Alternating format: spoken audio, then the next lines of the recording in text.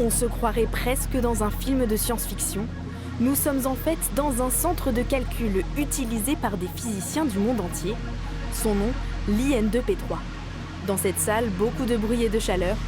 60 000 calculs y sont réalisés en même temps. Là, on est au cœur du calculateur. Donc, vous avez plusieurs dizaines de milliers d'unités de calcul qui finalement transforment les données des scientifiques selon ce que les scientifiques ont demandé, ou alors qui simulent des calculs, par exemple qui simulent le mouvement des étoiles dans une galaxie, des choses comme ça. En plus de calculer, ici on stocke des dizaines de milliers de données.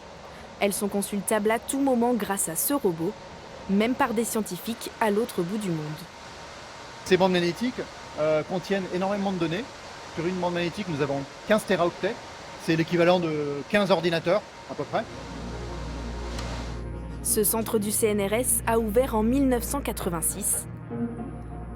Au sous-sol, un musée retrace son histoire et notamment ses grandes innovations. Sur cette machine tournait le premier serveur web français, sur lequel il y avait le premier site web français.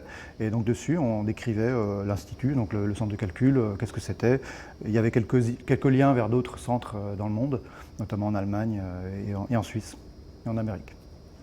Si le centre ouvre habituellement pour la fête de la science, c'est sa première pour les journées européennes du patrimoine. Tous les publics sont les bienvenus samedi, du plus jeune qui pourra par exemple jouer dans le pôle rétro gaming, mais aussi des personnes qui s'intéressent particulièrement à l'informatique, mais pas que, puisque l'idée c'est vraiment de faire découvrir l'informatique scientifique au plus grand nombre. Et pour découvrir le centre, pas besoin d'internet pour vous inscrire. L'entrée est libre toute la journée de samedi dès 10 h.